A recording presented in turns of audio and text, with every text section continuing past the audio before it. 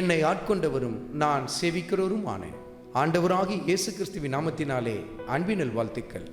கிறிஸ்து இயேசுவுக்குள் மிகவும் பிரியமான அன்பு சகோதர சகோதரிகளே, நீதிமொழிகளின் புத்தகத்தில் 12வது அதிகாரத்தில் 4வது வசனத்தில், குணசாலியான ஸ்திரீ தன் புருஷனுக்கு கிரீடமாயிருக்கிறாள், லட்சையை உண்டு பண்ணுகிறவளோ அவனுக்கு எலும்புருக்கியாய் இருக்கிறாள். இந்த இடத்தில் பாருங்கள், 2 விதமான தன்மைகளை கொண்ட ஒரு குடும்ப பெண்ணை குறித்து கர்த்தருடைய ஆவியானவர் சுட்டி காட்டுகிறார்.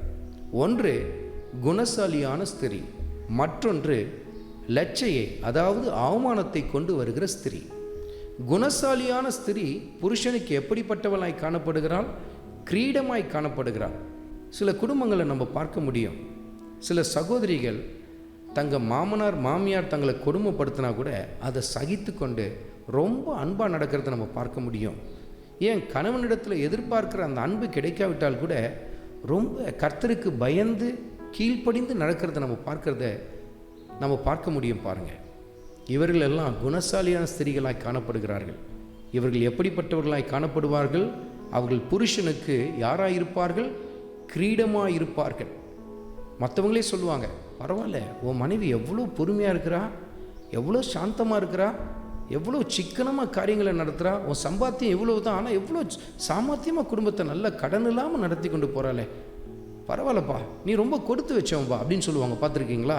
இதெல்லாம் கிரீடம் பாருங்கள். ஆனால் அதே சமயத்தில் பாருங்கள், லட்சையை உண்டு பண்ணுகிறவள், அப்படி என்று சொன்னால் வெட்கத்தை உண்டு பண்ணுகிறவள் எலும்புருக்கியாய் காணப்படுகிறாள். எலும்புருக்கி என்று சொன்னால் எலும்பு உருகி போகிறது வெளியில் தெரியாது. பாருங்கள், கேன்சர் போன்ற ஒரு காரியம் அது. அதை தான் கர்த்தருடைய ஆவியானவர் சுட்டி காட்டுகிறார். அதே போல் பாருங்கள், சில பேரை குறித்து சொல்லுவாங்க, ஐயோ ஓ மனைவிக்கு வாயா அது பா, யாரை எப்படி பேசணுன்னு தெரியாது, எடுத்தெறிஞ்சு பேசுவா, எல்லா இடத்துலையும் அவளுக்கு வர முன்கோவம் பாரு, உன்னால் அடக்கி வைக்க முடியுதா? பாருங்கள், இது புருஷனுக்கு எப்படி இருக்கும்? அவன் உள்ளத்தை அப்படியே உருக்க ஆரம்பிக்கும். ச்சே, என்னடா இவ்வளோ அவமானம் நமக்கு, போகிற இடத்துலலாம் என் மனைவினால் எனக்கு அவமானம், கொஞ்சம் கூட பொறுமை இல்லை அவளுக்கு, வீட்டிலையும் பொறுமை இல்லை, வெளியிலையும் பொறுமை இல்லை, இப்படி செய்கிறாளே.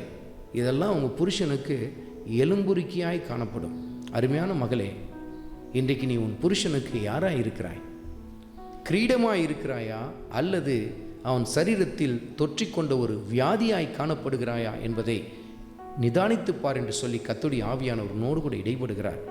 ஒருவேளை இத்தனை நாள் வரையிலும் உன் குடும்பத்திலே உன் கணவனுக்கு அவமானத்தை உண்டு பண்ணத்தக்கதான காரியத்தை நீ செய்து கொண்டிருந்தால், இன்றைக்கே மனம் திரும்பி கர்த்தருடைய பாதத்திலே உன்னை அர்ப்பணித்து, குணசாலியான ஸ்திரியாய் நான் மாற வேண்டும் ஆண்டவரே என்று சொல்லி உன்னை அர்ப்பணிக்க ஆரம்பிப்பா என்று சொன்னால், கர்த்தருடைய வார்த்தைகள் உன்னை உருவாக்க ஆரம்பிக்கும். ஆண்டவராகிய இயேசு கிறிஸ்துவின் கிருபை உங்கள் அனைவரோடும் கூட இருப்பதாக. ஆமென்.